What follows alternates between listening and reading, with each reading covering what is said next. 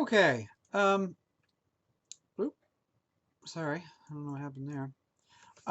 Okay. So what we're gonna do in this is I'm just gonna kind of go through some examples of artists that we can look at for this project. And with any of these artists, if you really like them, I suggest you kind of looking like a little bit further. All right. So I'm gonna click on this little PowerPoint PDF at this point, and it's opening. All right, the thing itself. So we're going to talk about that a lot. And again, like that's what that reading talks about a little bit further. Um, so what's the best way? That's good. Okay, I had that wacky. All right, so the thing itself. Okay, so that comes from that idea comes from a photographer called whose name is Edward Weston. And he thought the camera should be used for the recording of life, for rendering the very substance and quintessence of the thing itself. I feel definite in the belief that the approach to photography is through realism. Okay, Edward Weston, 1923. Let's go a little farther. So the thing itself, more so than any other image making process, the photograph produces a tangible presence of reality.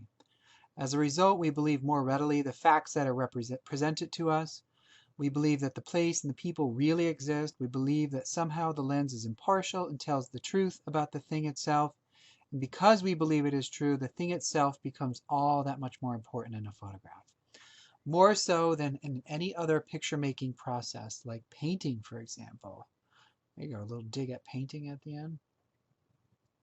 So in the book, The Photographer's Eye, first published in 1966, Sarakowski describes the photograph as the thing itself. Okay? Um, the first thing that the photographer learned was that photography dealt with the actual. He had not only to accept this fact, but to treasure it. Unless he did, photography would defeat him. And he goes on a little bit, but he learned also that the factuality of his pictures, no matter how convincing and arguable, was a different thing than reality itself. Much of the reality was filtered out in the static little black and white image. Some of it was exhibited with an unnatural clarity, an exaggerated importance. The subject and the picture were not the same thing, although they would afterwards seem so. It was the photographer's problem to see not simply the reality before him, but the still invisible picture, and to make his choices in terms of the later. This was an artistic problem, not a scientific one. Okay, so here we see this transition from 23 to 66, where Sarkowski is thinking more about photography as a true art form than as this technical kind of scientific thing. And if you don't know, John Sarkowski, I think I keep saying that differently, sorry, it's a weird name, was the first curator of photography at the MoMA. Okay, so he's very important in terms of founding the medium as an art form. All right, so if we dig and part this a little bit later, or a little bit more, I'm sorry, um, what what he's saying and how he kind of changes it like a little bit from Weston, and I think Weston meant this, but I don't think he was articulating it, that the picture that you make was not quite reality. It was like a little bit different, okay? Because the way that the camera sees, the way that the choices you're making, picture is not really reality. It's a snippet of reality, okay? Like we agree with that, but it's not actually true, okay? So it's kind of an interesting transition. And as we look at in Weston's images, we see that, like, I think he knows that, okay?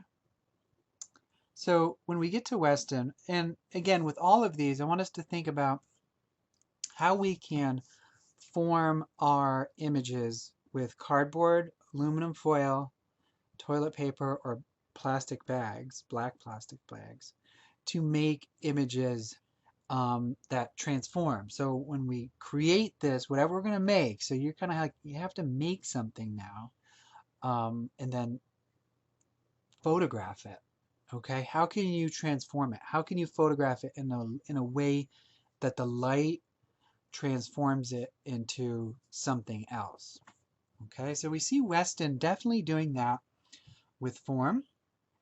Here we see him photographing a toilet. Okay, and this is all in his studio. Here we see him photographing a shell, and these are beautiful images. Okay, and it is the thing itself, but it's the way that it's photographed. He has transformed it into this other kind of magical looking thing, like just this piece of lettuce. Here we have a pepper, another shell, another shell. Here we have this leg and foot. Okay, but also like notice like how he's cropping it. So it's like, it's not necessarily about a leg and a foot. It's about the forms that they create. Here we have this cool, I'm not sure what that is. And then he had, he obviously had some outside work. Tree, another form. Another one. This is probably one of my favorites, the way it's cropped. The hand. Another one. This is kind of a funny one. The gas masks. Seems very topical to today. Okay. Next we're going to go to Irving Penn, and I think I'm going to break this down into a couple videos because it's a long thing. But with Irving Penn, he's really this fashion design. Fashion. He's really a portraitist. I was going to say fashion. He did some fashion photography work. But this is an example of his portraits. But I want to get into, and again, the way that the camera alters imagery. Okay, so the way that it transforms it into something beautiful and allows us to see it in a way that we couldn't see it. Okay, like we don't see it like our eye sees it. So here we have these cigarette butts, and he did this whole series on cigarette butts. Okay, but the way that they're photographed, you see all this gnarl and all of this. So like, could you find used cardboard out in the street and like zoom in really close, and maybe like there's stains on it that were left. Okay, so is it, you gonna show the grit of it? Here's a really great one, this old I think it's cigar, and it's really beautiful. Okay, like just all that gnarl. And I always think of these when I see them, like, that's like something that was in someone's mouth. All right, it's like just weird to think how dirty it looks. But these were collected outside of his studio in New York City.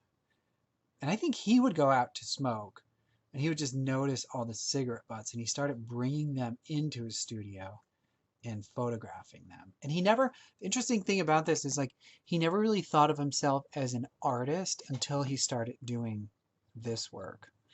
And he was already this like really famous portraitist. There's more than one. There's 4. Another one. They're just really beautiful. The tonality of them.